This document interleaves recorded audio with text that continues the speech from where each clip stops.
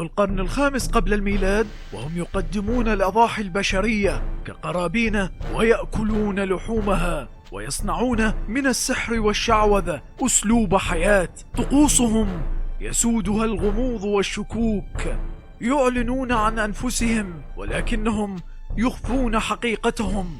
في بريطانيا وإيرلندا يكثر تواجدهم. إنهم الدرويد، كهنة الشعوب الكلتية في بلاد الغال وبريطانيا. أبرز المعالم التي ينسبونها لأنفسهم هي صخور وأحجار ستونهنج، والتي حار العلماء بكيفية بنائها، وهي تستخدم إلى يومنا هذا في تأدية الطقوس الوثنية للدرويد. في هذا التقرير سنفصل في طقوسهم وكيف تمارس الماسونية وجماعات الجوثيك ذات الطقوس، وكيف مرر الوثنيون أفكارهم في كل دول العالم دون أن يدرك أحد هذه الحقيقة.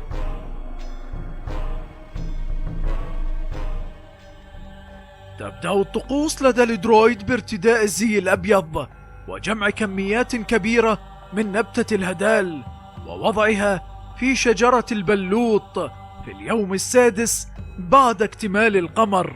وبعد ذلك يقوم الكهنة بإعداد طقوس التضحية ومأدبة القربان بإحضار 2 من الثيران البيضاء ذات القرون. بعد ذلك على كبير الكهنة أن يتسلق الشجرة مع منجل مصنوع من الذهب وينحر القرابين تقربا لآلهتهم المتعددة.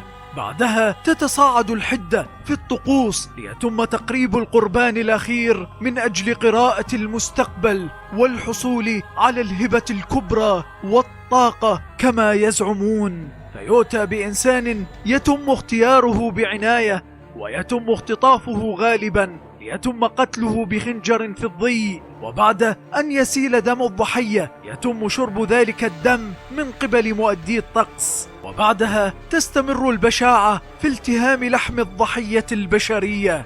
وفي طقس مرعب آخر يتم إحراق الضحايا على قيد الحياة في دمية كبيرة مصنوعة من الخوص والأغصان تسمى دمية رجل الخوص. حديثا باتت طقوس هذه الديانة الوثنية تجرى أمام مرأى ومسمع العالم، وقد تخلت ظاهريا عن طقوس التضحية وتقديم القرابين، واقتصرت على تأدية الطقوس كفلكلور. ولكن مختصين في علم الفينومينولوجيا أكدوا أن كهنة الدرويد ما زالوا يمارسون طقوسهم السوداء بسرية تامة في غابات جنوبي إنجلترا، ويستمر كهنة الدرويد بتقديم أضاحٍ بشرية. وقد ازدادت الظنون بهم والاتهامات لهم من مؤيدي نظرية المؤامرة، مع ازدياد اختفاء أشخاص مهاجرين قدموا إلى بريطانيا